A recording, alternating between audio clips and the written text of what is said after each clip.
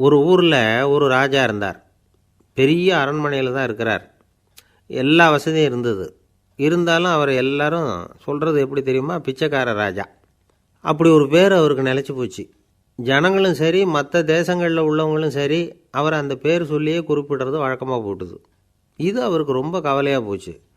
என்ன இது, நம்மளை தேடி வர்றவங்களுக்கெல்லாம் நாம் சோறு போடுறோம், நம்ம புகழ்ந்து பாடல் ஏற்றி கொண்டு வர்ற புலவர்களுக்கெல்லாம் அவங்க எப்படி வந்தாலும் ஒருவேளை சோறு போடணுங்கிறது உத்தரவு.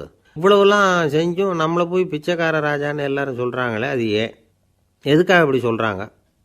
இதுதான் ராஜாவுக்கு குழப்பம். சரி, இதை பற்றி நம்ம அமைச்சர்கள்கிட்ட கேட்கலாமா அப்படின்னு யோசனை பண்ணார். இந்த விஷயத்தை போய் அவங்கக்கிட்ட எப்படி கேட்குறதுன்னு அவருக்கு தயக்கமாக இருந்தது. கௌரவ குறைச்சலாக தெரிஞ்சுது அவருக்கு.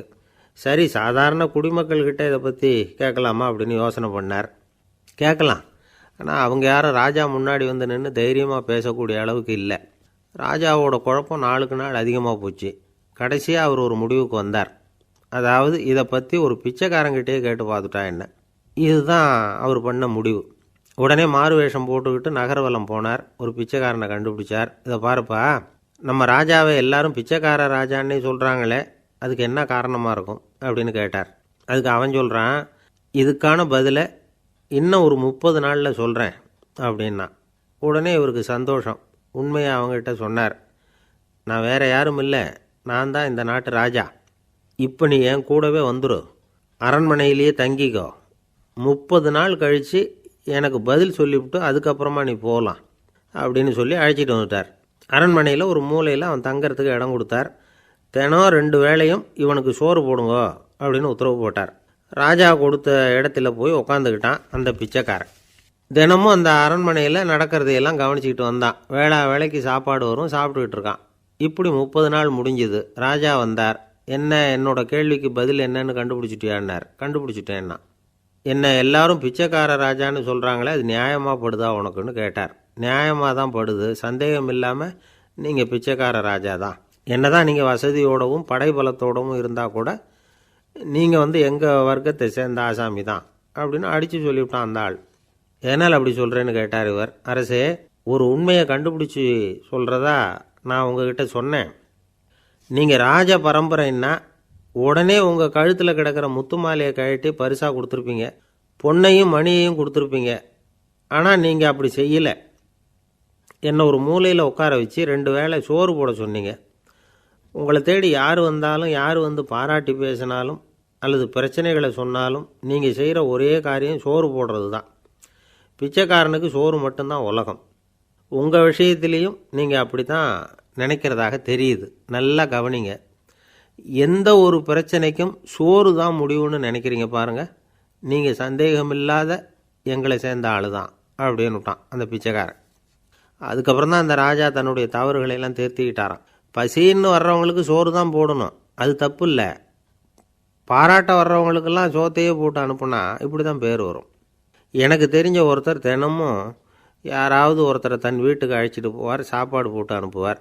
முன்னறிவிப்பு இல்லாமல் திடீர்னு ஒரு விருந்தாளியோடு வீட்டில் போய் இவர் நிற்கிறது வழக்கம். அந்த அம்மாவும் இவருக்காக தயார் பண்ணி வச்சுருந்ததை இவர் அழைச்சிட்டு வந்திருக்கிற விருந்தாளிக்கு போட்டுருவாங்க.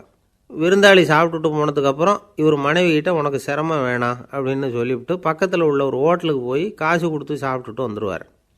பல நாள் இப்படி நடக்கும். ஒரு நாள் அவரை தனியாக கூப்பிட்டுக்கிட்டு போய் ஏன் இப்படி பண்ணுறீங்கன்னு கேட்டோம். அதுக்கு அவர் சொல்கிறாரு, எங்கள் வீட்டு சாப்பாட்டிலேருந்து தப்பிக்கிறதுக்கு எனக்கு வேறு வழி எதுவும் தெரியல சார், அதனால தான் இப்படி பண்ணிகிட்ருக்கிறேன் அப்படின்னார் ரொம்ப பரிதாபமாக. ரொம்ப நாளைக்கு முன்னாடி ஒரு நாள் கோவலன் நாடகம் நடந்தது. எங்கள் மதுரையில் நடந்தது. அதில் ஒரு முக்கியமான கட்டம். கண்ணகி கிட்ட சிலம்பை வாங்கிக்கிட்டு அதை விற்கிறதுக்காக மதுரை நகருக்கு புறப்படுறான் கோவலன். அந்த சமயத்தில் கண்ணகி பாடுற மாதிரி ஒரு நாடக பாடல் நாடக ஆசிரியர் எழுதினது. அது என்ன பாட்டுன்னா, மா பாவியோர் கூடி வாழும் மதுரைக்கு மன்னா போகாதீர் என்று அப்படின்னு ஆரம்பிக்கும் அந்த பாட்டு. இதுதான் அந்த பாட்டு. இதை கண்ணகி மேடையில் பாடின உடனே கூட்டத்தில் சலசலப்பு. நம்ம ஊர்லேயே நமக்கு முன்னாடியே நின்றுக்கிட்டு மா பாவியோர் கூடி வாழும் மதுரை அப்படின்னு சொல்கிறாங்களே, என்ன தைரியம் அப்படின்னு எல்லாம் குழப்பம் பண்ண ஆரம்பிச்சிட்டாங்க. மக்கள் சத்தம் போட ஆரம்பிச்சிட்டாங்க. எதிர்ப்பு குரல் அது பாட்டுக்கு வர வர அதிகமாக போட்டுது. கொண்டுக்கிட்டு வா அந்த நாடக ஆசிரியரை, எழுதுனது யார் அப்படின்னு ஒரே சத்தம் கூச்சல். வேறு வழி இல்லை. மெதுவாக மேடைக்கு வந்தார் அந்த நாடக ஆசிரியர். 4 பக்கத்திலிருந்தும் கேள்வி கணைகள். மக்களை பார்த்து கொஞ்சம் அமைதியாக இருங்கோ அப்படின்னு சொல்லிவிட்டு தன்னுடைய விளக்கத்தை சொல்ல ஆரம்பித்தார் அந்த நாடக ஆசிரியர். மா அப்படின்னு சொன்னால் திருமகளாகிய லட்சுமி அப்படின்னு அர்த்தம்.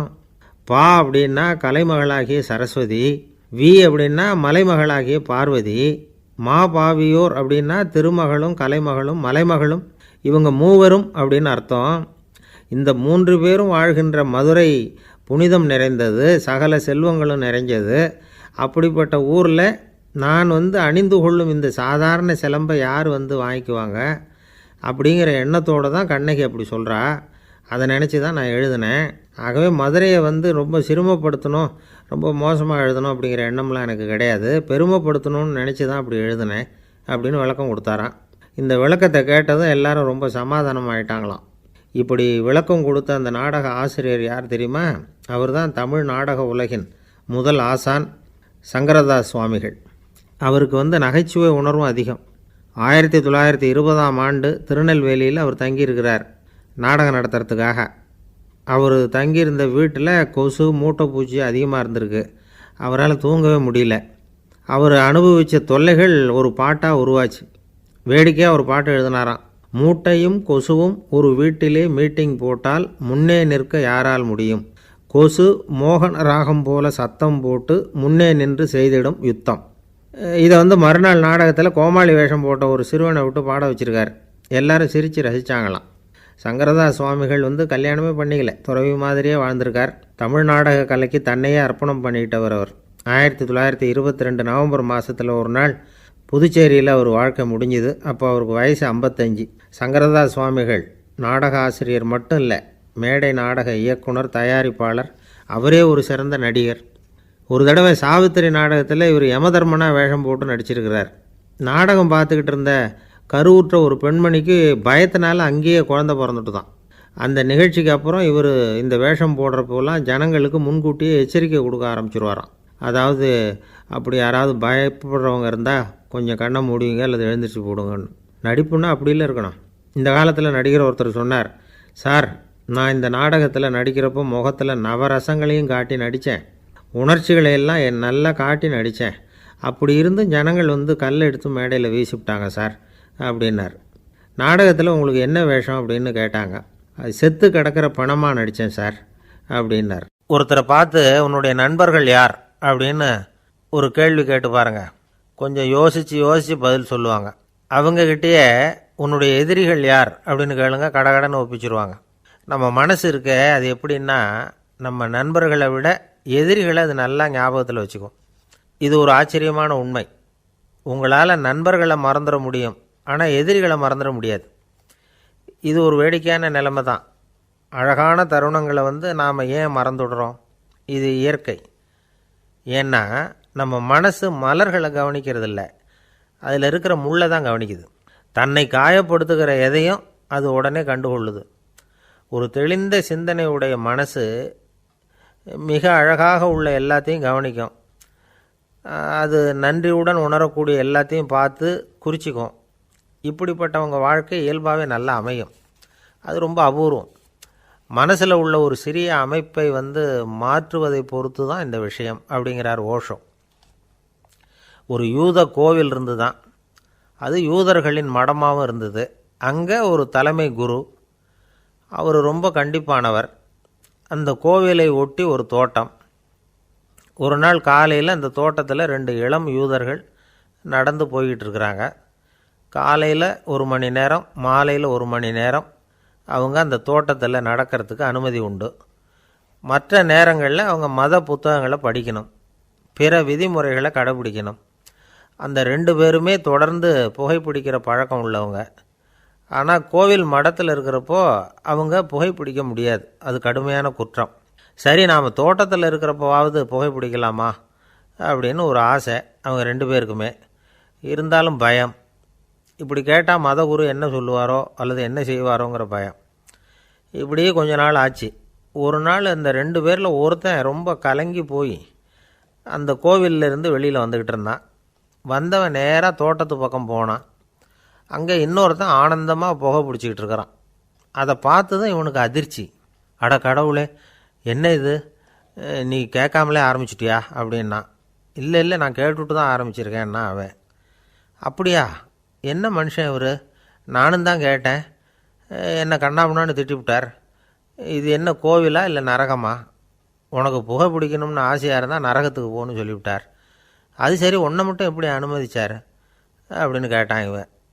அவன் சிரிச்சுக்கிட்டே, நீ எப்படி கேட்ட சொல்லு அப்படின்னா. நாம் இந்த தோட்டத்துக்கு வர அனுமதிக்கப்பட்டிருக்கிறதே ஜபத்துக்காகத்தானே, அதனால் நான் ஜபம் சொல்லும் பொழுது புகை பிடிக்கலாமா அப்படின்னு கேட்டேன். அதுக்கு தான் அவர் சத்தம் போட்டு என்னை அடிக்கவே வந்துட்டார் அப்படின்னா இவன். நீ ஒரு மாதிரியாக கேட்டிருக்க, நான் வேறு மாதிரியாக கேட்டிருக்கிறேன். ஜபம் சொல்லும்போது புகை பிடிக்கலாமான்னு நீ கேட்டிருக்க. ஐயா, புகை பிடிக்கும் பொழுது ஜபிக்கலாமா அப்படின்னு நான் கேட்டேன். அதில் தப்பு ஒன்றும் இல்லை அப்படின்னு பதில் சொல்லிட்டார் அப்படின்னா. ஒரு சிறிய மாற்றம்தான் அது மிகப்பெரிய மாறுதலை ஏற்படுத்தி விட்டது. மனசு நல்ல விதமாக சிந்திக்க ஆரம்பிச்சுட்டுதுன்னா மகிழ்ச்சிக்கு பஞ்சம் இல்லை. ஒரு கஞ்சன் ஆற்றுல விழுந்துட்டான், வெள்ளத்தில் தத்தளிச்சிக்கிட்டு இருக்கிறான். கரையில் நின்ன ஒருத்தர், உன் கையை கொண்டா இப்படி பிடிச்சி இழுத்து கரையில் சேர்த்து விட்றேன்னார். எதையும் கொடுத்து பழக்கம் இல்லாத அவன் கையையும் கொடுக்க மாட்டேன்னுட்டான். இவர் பார்த்தார், உன் கையை கொடுன்னு சொல்கிறதுக்கு பதிலாக நான் என் கையை கொடுக்குறேன் பிடிச்சிக்கோ அப்படின்னார். அவன் கப்புன்னு பிடிச்சிக்கிட்டான், இழுத்து கரையில் போட்டார். ஒரு வயசான அம்மா தெரு வழியாக போயிட்டு இருந்தாங்க. அவங்க கையில் எண்ணத்தையோ வச்சுக்கிட்டு அதை அடிக்கடி பார்த்துக்கிட்டே இருந்தாங்க. ஒருத்தன் மெதுவாக அவங்கக்கிட்ட போய் கையில் இருக்கிறது என்ன அப்படின்னு எட்டி பார்த்தான். பார்த்தா அவங்க கையில் 4 பல் இருந்துதான். இவன் ஆச்சரியமாக அந்த அம்மாவை பார்த்தான். ஏம்மா, உனக்கு என்ன பைத்தியமா, ஏது இந்த பல், இதை என்னத்துக்காக கையில் வச்சுக்கிட்டு அலைஞ்சிக்கிட்டு இருக்கிற அப்படின்னு கேட்டிருக்கான். அதுக்கு அந்த அம்மா விவரம் சொல்ல ஆரம்பித்தாங்களாம். இதை பாருப்பா, எனக்கு ஒரு மகன் இருந்தான், அவனை ரொம்ப செல்லமாக வளர்த்தேன். அவனை தரையிலேயே நடக்க விடுறதில்ல, எப்பவும் தூக்கி வச்சுக்கிட்டு இருப்பேன். அவன் நல்லா பெரியவனாகி பள்ளிக்கூடம் போகிறப்ப கூட அவன் புஸ்தக மூட்டையை நான் தான் சுமந்துக்கிட்டு போவேன். பார்க்குறவங்க கூட கேலி பண்ணுவாங்க, ஏம்மா படிக்க போகிறது நீயா உன் பிள்ளையான்னு கேட்பாங்க. அவன் இன்றைக்கி எவ்வளோ பெரிய மனுஷன் ஆகிட்டான், வெளிநாட்டில் பெரிய உத்தியோகத்தில் இருக்கான். சமீபத்தில் இங்கே வந்துட்டு போனான். ஒரு நாள் ஏதோ கோபத்தில் என்னை அரைஞ்சுட்டான். அப்போ இந்த 4 பல்லும் கீழே விழுந்துட்டுது. இன்னமும் கூட விழுந்திருக்கும், ஆனால் பல்லு தான் இல்லை. என் புள்ள அரைஞ்சதுனால விழுந்த பல்லு இல்லையா அது, அதனால் இதை எப்பவும் என் கையிலேயே வச்சுக்கிட்டு ஆசையோடு பார்த்துக்கிட்டு இருக்கிறேன். அவன் தான் வெளிநாட்டுக்கு போட்டான், அவனை பார்க்க முடியாத ஏக்கத்தை நான் இந்த பல்லை பார்த்து போக்கிக்கிறேன் அப்படின்னு நாங்களாம் அந்த அம்மா. இந்த கதை எதுக்காகன்னா, தாய் அன்பு அப்படிங்கிறது எப்படிப்பட்டதுங்கிறத புரிஞ்சுக்கிறதுக்காக. கல்யாணம் ஆனதுக்கப்புறம் தாயை மறந்து விடுறவங்க எத்தனை பேர் இந்த உலகத்தில், அவங்க காதில் விழணுங்கிறதுக்காக தான் இந்த தகவல். ஆனால் ஒரு விஷயம் மட்டும் நல்லா புரிஞ்சுக்கணும், தாயை மதிக்க தெரிஞ்சவங்க தான் இன்றைக்கி வாழ்க்கையில் எல்லா விதத்துலேயும் முன்னுக்கு வந்திருக்கிறாங்க.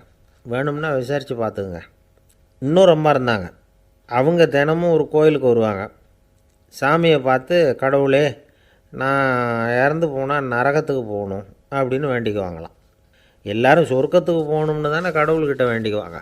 இந்த அம்மா தினம் நான் நரகத்துக்கு போகணும் அப்படின்னு வேண்டிக்கிறாங்க.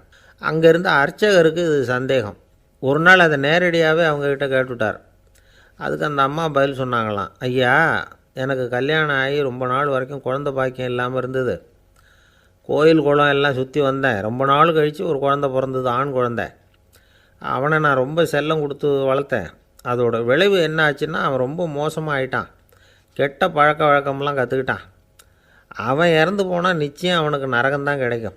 அந்த அளவுக்கு கெட்டவன் அவன். அப்படிப்பட்ட காரியங்கள்லாம் பண்ணிகிட்ருக்கான், எனக்கு தெரியும். இவனுக்காக நரகத்தில் கூட யாரும் தயவு காட்ட மாட்டாங்க, தாட்சண்யம் காட்ட மாட்டாங்க. அதனால் இவனுக்கு முந்தி நான் இறந்து நரகத்துக்கு போயிட்டா அங்கே இவனை கவனிச்சிக்கலாமே, இவனுக்கு பணிவிடை செய்யலாமேன்னு பார்க்குறேன் அப்படின்னு நாங்களாம். அதனால தான் நான் நரகத்துக்கு போகணும்னு தினம் ஆண்டவனை வேண்டிகிட்டு இருக்கிறேன் அப்படின்னு கண்கலங்கி அந்த அம்மா சொன்னாங்களாம். அதுதான் தாய் உள்ளம்ங்கிறது. தாயின் பெருமையை சரியாக உணர்ந்துட்டா அவங்களுக்கு எப்பவும் எந்த கஷ்டமும் வராது. இது ஏதோ உபதேசத்துக்காக சொல்கிற வார்த்தை இல்லை, உண்மையான வார்த்தை. இந்த விவரத்தையெல்லாம் நண்பர் ஒருத்தர்கிட்ட சொல்லிக்கிட்டு இருந்தேன். அவர் கொஞ்ச நாள் கழித்து என்னை தேடி வந்தார். அவர் கையிலேயும் 4 பல் வச்சுருந்தார். என்னங்க ஆச்சு, ஏதுங்க இந்த பல் அப்படின்னு விசாரித்தோம். உங்கள் உபதேசத்தை கேட்டுவிட்டு இந்த உலகத்தில் எல்லாரையும் தாயாக நினைக்க ஆரம்பிச்சிட்டேன். ஒரு அம்மாவை கடத்தரில் பார்த்து தாயேன்னு கூப்பிட்டேன். அவங்க உடனே பலார்னு என்னை அரைஞ்சிட்டாங்க, பல் விழுந்துட்டுது அதை தான் பொறுக்கி எடுத்துக்கிட்டு நேராக உங்களை தேடி வந்துக்கிட்டு இருக்கிறேன்னார். தாயேன்னு தானே கூப்பிட்டீங்க, அதுக்கு ஏன் அரைஞ்சாங்க அப்படின்னு கேட்டோம். நான் தாயேன்னு கூப்பிட்டது அவங்க காதில் நாயேன்னு விழுந்துட்டு தான், அதுதான் இப்படி ஆயிட்டுது அப்படின்னார். எனக்கு இது மட்டும்தான் சார் தெரியும், இதை தவிர வேறு எதுவும் தெரியாது அப்படின்னு சொல்லிக்கிட்டே காலம் தள்ளுறவங்க ரொம்ப பேர். அவங்களெல்லாம் கஷ்டப்பட வேண்டியிருக்கும். ஒருத்தர் தன்னுடைய தொழிலில் ரொம்ப கெட்டிக்காரராக இருக்கலாம், அதுக்காக எப்பவும் அதே ஞாபகத்தில் இருந்துக்கிட்டு உலகியல் அறிவு இல்லாமல் இருந்துடக்கூடாது, அது ஆபத்து. இதுக்காக நம்ம தாத்தா பாட்டிலாம் ஒரு கதை சொல்லுவாங்களே, கேள்விப்பட்டிருக்கீங்களா? ஒரு சமயம் ஒரு 4 பேர் சேர்ந்து வெளியூருக்கு பிரயாணம் போனாங்களாம். அந்த 4 பேர் எப்படி தெரியுமா? ஒருத்தர் வேதாந்தி, இன்னொருத்தர் சங்கீத வித்வான், 3வது ஆள் வைத்தியர், 4வது ஆள் ஜோசியர். இவங்க 4 பேரும் நண்பர்கள். அதனால் சேர்ந்து புறப்பட்டாங்க. வழியில் ஒரு ஊரில் தங்கினாங்க. இருட்டி போச்சு. அதனால் இன்றைக்கி ராத்திரி இங்கேயே தங்கி இருந்துட்டு நாளைக்கு புறப்படலாம் அப்படின்னு தீர்மானம் பண்ணாங்க. சாப்பாட்டுக்கு என்ன பண்ணுறது? அங்கேயே கடத்தெருவுக்கு போய் சாமான்லாம் வாங்கியாந்து சமைச்சு சாப்பிட்லாம்னு முடிவு பண்ணாங்க. 4 பேர் இருக்கிறதுனால ஆளுக்கு ஒரு காரியமாக செய்யலாம் அப்படின்னு வேலையை பிரிச்சுக்கிட்டாங்க. வைத்தியர் கரிகாய் வாங்க போனார், வேதாந்தி எண்ணெய் வாங்க போனார், ஜோசியர் பலசரக்கு வாங்க போனார், சங்கீத வித்வானுக்கு சமைக்கிற வேலை. எல்லாம் சரி, ஆனால் நடந்தது என்ன தெரியுமா? கடைத்தெருவுக்கு காய்கறி வாங்க போனார்ல வைத்தியர், அங்கே போய் மார்க்கெட்டில் பார்த்தார். ஒவ்வொரு கறிகாயாக எடுத்து பார்த்தார். இது பித்தம், உடம்புக்கு ஒத்துக்காது, இது வாயு, உடம்புக்கு ஒத்துக்காது அப்படின்னு ஒவ்வொன்றா தள்ளினார். கடைசியில் ஒன்றுமே தேரல, வெறுங்கையோடு திரும்பி வந்துக்கிட்டு இருக்கிறார். எண்ணெய் வாங்க போனார் வேதாந்தி, அவர் ஒரு தொன்னையில் எண்ணெயை வாங்கினார். பேசாமல் அதை எடுத்துகிட்டு வர வேண்டியது தானே, முடியல. அவருடைய வேதாந்த மூளை சிந்திக்க ஆரம்பிச்சுட்டுது. இந்த தொன்னைக்கு எண்ணெய் ஆதாரமா அல்லது எண்ணெய்க்கு தொன்னை ஆதாரமா அப்படிங்கிற ஆராய்ச்சியில் இறங்கினார். என்னாச்சு தெரியுமா? அப்படி கவுத்து பார்த்தார். வாங்கின எண்ணெய் பூராவையும் வழியில் கொட்டிவிட்டு வெறும் தொன்னையோடு சேர்ந்தார். பலசரக்கு வாங்க போனார் ஜோசியர், அவர் ஒரு வழியில் பார்த்தாரு. வழியில் வந்தவங்களெல்லாம் அங்கங்கே ஒரு மரத்தடியில் உட்கார வச்சு அவங்களுக்கெல்லாம் ஆர்வம் சொல்ல ஆரம்பிச்சிட்டார். அப்படி ஒவ்வொருத்தராக சொல்லி முடிச்சுட்டு கடத்தருக்கு போய் சேர்ந்தார். இவர் அங்கே போய் சேர்றதுக்குள்ளே ரொம்ப நேரம் ஆகிட்டுது. கடையெல்லாம் பூட்டிவிட்டு போயிட்டாங்க. என்ன செய்கிறது? அவரும் வெறுங்கையோடு திரும்பி சேர்ந்தார். சரி, இவங்க கதை தான் இப்படி ஆச்சு. அங்கே சமைக்கிறதுக்காக உட்காந்துருந்தார் சங்கீத வித்வான், அவர் கதை என்னாச்சு தெரியுமா? அங்கே அவர் அடுப்பை பற்ற வச்சு ஒலையை கொதிக்க வச்சார். அதாவது ஒரு பானையில் தண்ணியை ஊற்றி அடுப்பில் வச்சார். அது கொதிக்க ஆரம்பிச்சிது.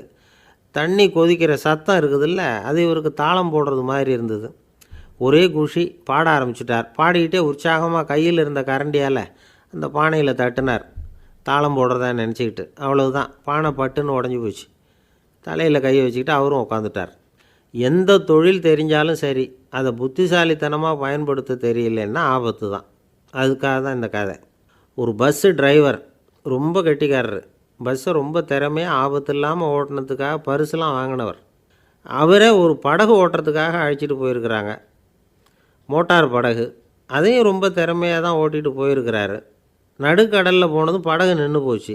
மோட்டாரில் ஏதோ கோளாறு. என்ன செய்யலாம் அப்படின்னு அந்த டிரைவரை கேட்டிருக்கிறாங்க படகுல இருந்தவங்கெல்லாம். அப்போ அவர் சொன்னாராம், கவலைப்படாதீங்க, ஒன்றும் பிரச்சனை இல்லை, எல்லோரும் கொஞ்சம் கீழே இறங்கி பின்னாடி தள்ளுங்க, மோட்டார் ஸ்டார்ட் ஆகிடும் அப்படின்னாராம். இந்த காலத்து புள்ள ஒருத்தன் தன்னோட அப்பாவை பார்த்து சொன்னான், அப்பா, நான் உனக்கு உதவி செய்யலாம்னு நினைக்கிறேன், என்ன உதவி செய்யணும்னு சொல்லு அப்படின்னா. நீ சும்மா இருந்தால் அதுவே எனக்கு செய்கிற பெரிய உதவிடா அப்படின்னார் அப்பா. சும்மா இருக்கிறதும் ஒரு உதவி தான், அது மாதிரி மௌனமும் ஒரு சமூக சேவை தான் அப்படிங்கிறார் காஞ்சி பெரியவர். நமக்கு 5 புலன்கள் இருக்குது, மெய், வாய், கண், மூக்கு, செவி. இந்த 5லேயும் அதிகப்படியான வேலை எதுக்குன்னு நினைக்கிறீங்க? வாய்க்கு தான். ஏன்னா அதுக்கு 2 வேலை. இப்போ கண்ணுக்கு பார்க்குறது மட்டும்தான் வேலை, காதுக்கு கேட்குறது மட்டும்தான் வேலை, மூக்குக்கு வாசனை அறியறது தான் வேலை, உடம்புக்கு உணர்றது மட்டும்தான் வேலை. ஆனால் வாய் அப்படி இல்லை, அதுக்கு 2 வேலை. சாப்பிட்றதும் அதுதான், பேசுகிறதும் அதுதான். அதாவது வாய் ஒன்று தான் கர்மேந்திரியமாகவும் இருக்குது, ஞானேந்திரியமாகவும் இருக்குது அப்படின்னு சொல்லுவாங்க. சாப்பாட்டில் உட்காந்தா எந்தெந்த ஆகாரம் என்னென்ன ருசின்னு அறிவிக்கிற வேலையும் செய்யுது. சபையில் உட்காந்தா பாடுறது, பேசுறது, சிரிக்கிறது, இது மாதிரியான வேலையும் செய்யுது. இன்னொரு வித்தியாசம், கண்ணு, காது, மூக்கெல்லாம் ஸ்ட்ரெயின் பண்ணிக்கிட்டு வேலை செய்கிறதில்ல, ஒரு ரோஜா பூ பார்த்தா உடனே மூக்கு அப்படியும் இப்படியும் அசைய ஆரம்பிக்கிறது இல்லை. ஒரு சங்கீதத்தை கேட்ட உடனே காது ஆட ஆரம்பிக்காது. ஆனால் வாய் அப்படி இல்லை. அது பேசினாலும் சரி சாப்பிட்டாலும் சரி அசைஞ்சு தான் ஆகணும். ஆக மற்றதை விட வாய்க்கு வேலை ஜாஸ்தின்னு தெரியுது. சாப்பிட்றது பேசுறது அப்படின்னு 2 காரியம் அதுக்கு. இப்படி 2 காரியம் இருக்கிறதுனால அது 2ஐயும் பாதியாக குறைச்சிக்கணுங்கிறது கடவுள் அபிப்பிராயமாக இருக்கணும் அப்படிங்கிறார் காஞ்சி பெரியவர். ஆனால் இப்போ நாம் அப்படியே நடந்துக்கிறோம். அதுக்கு நேர்மாறாக நடந்துக்கிறோம். நாம் சாப்பிட்றதும் அதிகம், பேசுகிறதும் அதிகம். 2 வேலையையும் தேவைக்கு அதிகமாகவே செய்கிறோம். வாய் தான் ரொம்ப ஓவர் ஒர்க்குடு. அதுக்கு ஓய்வு கொடுத்தா உடம்பும் நல்லாயிருக்கும், உலகமும் நல்லாயிருக்கும். மௌன விரதம் இருக்கிறதெல்லாம் எதுக்காக நினைக்கிறீங்க? இதுக்காக தான். இந்த காலத்தில் மௌனமாக இருக்கிறவங்கெல்லாம் மகத்தான தொண்டு செய்கிறாங்க அப்படின்னு தான் சொல்லணும். சத்தம் அதிகமாக போய் தான் சவுண்டு பொல்யூஷன் வருது. அது மட்டும் இல்லை, மௌனமாக இருந்தால் சண்டை சச்சரவே வராது. மௌனம் கலக நாஸ்தி. ஆக இதுவும் ஒரு சமூக சேவை தான். நமக்கு தான் வாய் இருக்குதேங்கிறதுக்காக வசமாக சாப்பிட்றதும் தப்பு, வளவளன்னு பேசுகிறதும் தப்பு. ஒரு கருத்தை சொல்கிறதுக்கு ஒரே ஒரு சொல்லு போதும் அப்படின்னு இருக்கும்பொழுது 2 சொற்களை செலவு பண்ணாதே. எவ்வளவு சொன்னாலும் அதனால் ஒரு பயனும் விளையாது அப்படின்னு தெரிய வருமேயானால் அந்த ஒரு சொல்லையும் விரயம் பண்ணாதே அப்படிங்கிறார் ஒரு அறிஞர். எல்லா குணங்கள்லேயும் மௌனம்தான் சிறந்தது அப்படிங்கிறார் ஒருத்தர். மௌனமாக இருக்கிறது மூலமாக மற்றவர்கள் குறைகளை நம்மால் தெரிஞ்சிக்க முடியும். அதே சமயத்தில் நம்மக்கிட்ட இருக்கிற குறைகளை மற்றவங்களுக்கு தெரியாமல் மறைச்சிக்கவும் முடியுங்கிறார் அவர். உண்மைதானே? ஒரு பெரிய மேடை பேச்சாளர், பொது வாழ்க்கையில் 25 வருஷ காலமாக ஈடுபட்டிருக்கிறவர். அவர் மனைவி ஒரு நாள் சொன்னாங்க, எங்கள் வீட்டுக்காரர் 25 வருஷ காலமாக பொது வாழ்வில் ஈடுபட்டிருந்தா கூட இந்த மாதம் 10ஆம் தேதியிலேருந்து தான் மக்களுக்கு சேவை செய்ய ஆரம்பிச்சிருக்கார் அப்படின்னாங்க ரொம்ப பெருமையாக.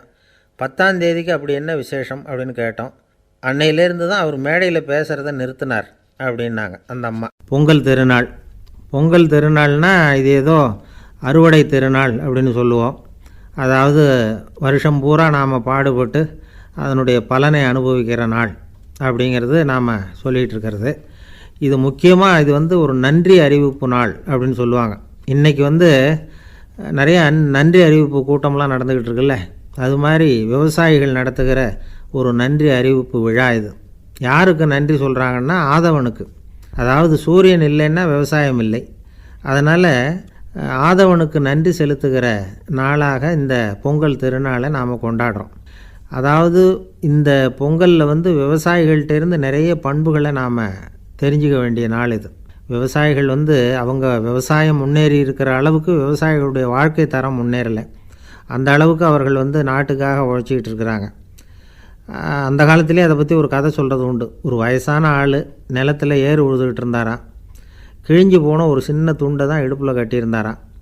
தலையில் ஒரு கந்தலை சுற்றி இருந்தார். உடம்பு பூரா சேரு, ரொம்ப ஏழை. ஏறு ஓட்டிகிட்டு இருக்கிறவர் வேறு எப்படி இருப்பார்? இருந்தாலும் அந்த ஆள் ரொம்ப ஜாலியாக பாட்டு பாடிக்கிட்டே ஏறு உழுதுகிட்டு இருந்தாராம். உடம்புல தான் அவர் ஏழையை தவிர மனசில் ஒரு ஏழையாக தெரியல. அந்த சமயத்தில் அந்த நாட்டு ராஜா அந்த பக்கமாக குதிரை மேலே வந்தாராம். வேட்டைக்கு போயிட்டு பரிவாரங்களோடு திரும்பி வந்துக்கிட்டு இருக்கிறார். ரொம்ப செல்வ செழிப்பில் இருக்கிற ராஜா அவர் இந்த வயசான விவசாயியை பார்த்துருக்கார். இந்த ஆள் ரொம்பவும் ஏழைங்கிறது அவரை பார்த்தாவே பளிச்சுன்னு தெரியுது. கட்டிக்கிறதுக்கு நல்ல துணி இல்லை, உடம்போ இழைச்சி போயிருக்குது, வயிறு முதுகில் போய் ஒட்டிக்கிட்டு இருக்கு, கண்ணு குழி விழுந்து போயிருக்குது. ஆனாலும் முகத்தை பார்த்தா சந்தோஷமாக இருக்கிற மாதிரி இருக்குது. இவ்வளோ உற்சாகமாக பாடிக்கிட்டு இருக்கிறாரே அப்படின்னு ஆச்சரியமாக நினச்சி பார்த்தார் அந்த ராஜா. சரி, அவர்கிட்ட கொஞ்சம் பேச்சு கொடுத்து பார்க்கலாம் அப்படின்னு முடிவு பண்ணார். ஐயா பெரியவரே, இப்படி கொஞ்சம் வர முடியுமான்னாராம். பொழுது போகிறதுக்குள்ளே நான் இந்த வயல் பூரா உழவு ஓட்டி ஆகணும், அதனால் பேசுகிறதுக்கு நேரம் இல்லை அப்படின்னாராம் அந்த பெரியவர். என்ன அவ்வளவு அவசரமாக? மீதி இருந்தால் நாளைக்கு உழுதக்கூடாதா? அது சரி, உனக்கு எத்தனை ஏக்கர் நிலம் இருக்குது அப்படின்னு விசாரிச்சிருக்கார் ராஜா. எனக்குன்னு சொந்தமாக உள்ளங்கை அளவு கூட நிலம் கிடையாது. இது எங்கள் முதலாளியோட நிலம். இதை பூராவும் உழுது முடித்தா தான் அவர் கூலி கொடுப்பார். நான் கூலிக்கு உழுதுகிட்டு இருக்கிறேன். உங்ககிட்ட பேசிக்கிட்டு இருந்தால் அவருக்கு துரோகம் பண்ணது மாதிரி ஆகிடும் அப்படின்னாராம். ராஜா குதிரையை விட்டு கீழே இறங்கினார். வரப்பில் நடந்து அந்த பெரியவர்கிட்டே போனாராம். சரி, ஒரு நாள் பூரா உழுதா உனக்கு எவ்வளவு கூலின்னு கேட்டிருக்கார். 8 அணா கூலி கிடைக்கும்னாராம் அவர். இது ரொம்ப காலத்துக்கு முன்னாடி நடந்த ஒரு சம்பவங்கிறதுனால அப்போ 8 அணா கூலிங்கிறது ரொம்ப பெருசு. இருந்தாலும் அதுவும் அந்த ராஜாவுக்கு பெரிய கூலியாக தெரியல. இவ்வளவு தானா, இதை வச்சுக்கிட்டு நீ எப்படி காலம் தள்ளுற அப்படின்னாராம். ஒன்றும் கவலை இல்லை அப்படின்னாராம் அவர். ராஜாவுக்கு ரொம்ப ஆச்சரியமாக போச்சு.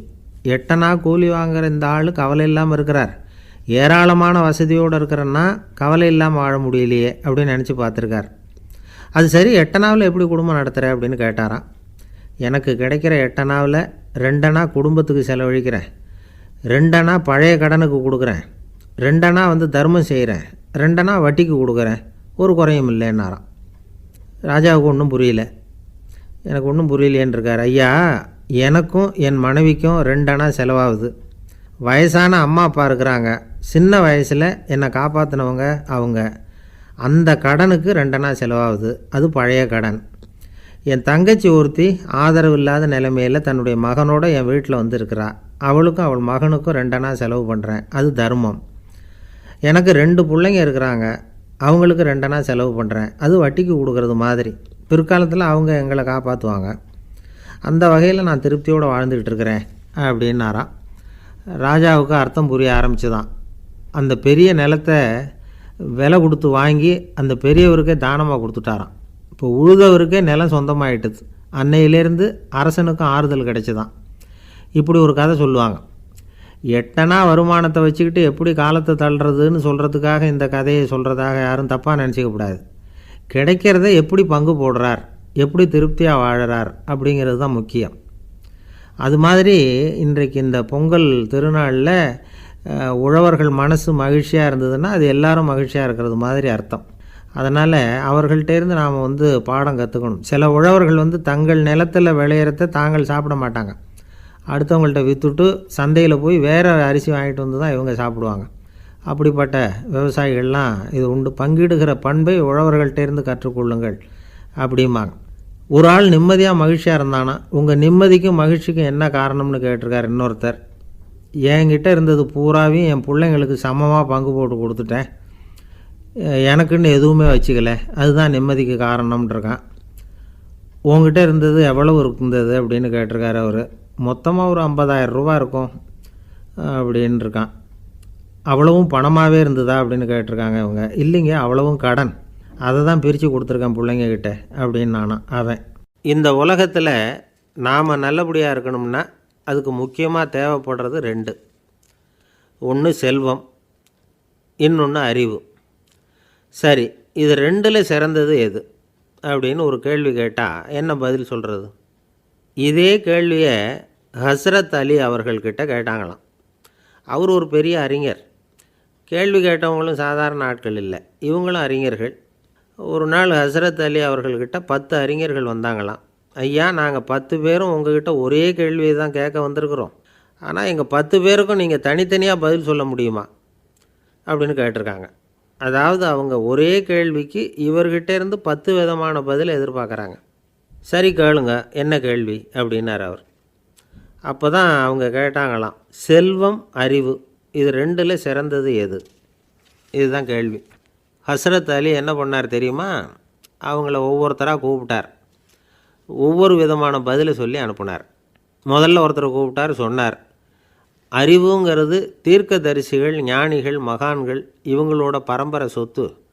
ஆனால் செல்வங்கிறது கொடுங்கோலரின் ஆயுதம், அதனால் அறிவு தான் சிறந்தது அப்படின்னார். 2வது ஆளை கூப்பிட்டார், உங்ககிட்ட செல்வம் இருந்தால் நீங்கள் தான் அதை காப்பாற்றணும், ஆனால் அறிவு உங்களை எப்பவும் காப்பாற்றும், ஆகவே அறிவு தான் சிறந்தது அப்படின்னார். 3வது ஆளை கூப்பிட்டார், செல்வந்தனுக்கு எப்போதும் விரோதிகள் அதிகம், ஆனால் அறிஞனுக்கு நண்பர்கள் அதிகம், அதனால் அறிவு தான் சிறந்ததுன்னார். அடுத்தவரை கூப்பிட்டார், செல்வம் அடுத்தவங்களுக்கு கொடுக்க கொடுக்க குறையும், ஆனால் கல்விங்கிறது அதிகரிச்சுக்கிட்டே வரும், கொடுக்கறதுனால குறையாது, அதனால் அறிவு தான் சிறந்ததுன்னார். இன்னொருத்தரை கூப்பிட்டார், அறிவுள்ளவன் எப்பவும் அதை அடுத்தவங்களுக்கு வாரி வழங்கிக்கிட்டே இருப்பான், அதனால் அவங்ககிட்ட தாராளத்தன்மை இருக்கும், ஆனால் செல்வந்தன்கிட்ட கஞ்சத்தனம் தான் இருக்கும், அதனால் அறிவு தான் சிறந்ததுன்னார். 6வது நபரை கூப்பிட்டார், செல்வத்தை கள்வர்கள் திருடிட்டு போக முடியும், ஆனால் அறிவை அப்படி திருடிட்டு போக முடியாது அப்படின்னார். 7வது நபரை கூப்பிட்டார், செல்வம் கால ஓட்டத்தில் அழிஞ்சிரும், ஆனால் அறிவை கால ஓட்டம் ஒன்றும் பண்ண முடியாது, ஆகவே அறிவே சிறந்ததுன்னார். 8வது ஆளை கூப்பிட்டு சொன்னார், செல்வத்துக்கு எப்பவும் எல்லை உண்டு, நிறை உண்டு, அளவு உண்டு, கணக்கு உண்டு, ஆனால் அறிவுக்கு அப்படிப்பட்ட எல்லை எதுவும் கிடையாது, அதனால் அதுதான் சிறந்ததுன்னார். அடுத்தவனை கூப்பிட்டார், செல்வம் உள்ளத்தில் உள்ள ஒளியை போக்கிவிடும், இருட்டை உண்டாக்கிவிடும். விரிந்த மனப்பான்மையை குறுகலாக்கிவிடும். ஆனால் அறிவு அப்படி இல்லை. இருண்ட உள்ளத்தில் ஒளியை பாய்ச்சி அதை விசாலப்படுத்துது. அதுதான் சிறந்ததுன்னார். கடைசியாக 10வது நபரை கூப்பிட்டார். செல்வம் மனசில் செருக்கை உண்டாக்குது, ஆணவத்தை ஏற்படுத்துது. அதனால் நானே கடவுள்னு நினைக்கிற அளவுக்கு மனுஷனை தாழ்த்தி விடுது. ஆனால் அறிவு பணிவையும் பண்பாட்டையும் வளர்க்குது. அதனால் அறிவு தான் சிறந்ததுன்னார். ஆக இப்படி 10 பேருக்கும் 10 விதமாக பதில் சொன்னது மூலமாக ஹஸ்ரத் அலி அவர்கள் அறிவு தான் செல்வத்தை விட சிறந்தது அப்படிங்கிறதுக்கு 10 காரணங்களை சுட்டி காட்டியிருக்கார். அந்த அறிஞர் 10 பேர் கேட்ட ஒரே கேள்விக்கு 10 பதில் சொன்னார். நமக்கு வேண்டிய ஒருத்தர் 10 பேர் கேட்ட கேள்விக்கு ஒரே பதில் சொல்லி சமாளித்தார். கேள்வி என்ன தெரியுமா? என்கிட்ட வாங்கின கடனை எப்போயா திருப்பி கொடுக்க போகிற? இதுதான் அந்த 10 பேரும் கேட்ட ஒரே கேள்வி. இந்த மாதம் 26ஆம் தேதி தந்துடுறேன் அப்படிங்கிற ஒரே பதில் சொல்லி அவ்வளவு பேரையும் இவர் அனுப்பி வச்சுட்டாராம். எல்லாரும் போனதுக்கப்புறம் இவரை தனியாக கூப்பிட்டு கேட்டிருக்கிறாங்க. அது என்ன சார் கணக்கு, 26ஆம் தேதி அன்னைக்கு என்ன அதிசயம் நடக்க போகுது அப்படின்னு கேட்டிருக்காங்க. அதிசயம் அன்னைக்கு இல்லை, அதுக்கு நாளே நடக்க போகுதுன்னாராம். விவரமாக சொல்லுங்கன்றிருக்காங்க. வேறு ஒன்றும் இல்லைங்க, 26ஆம் தேதி தானே எல்லாரையும் வர சொல்லியிருக்கிறேன். அதுக்கு நாள்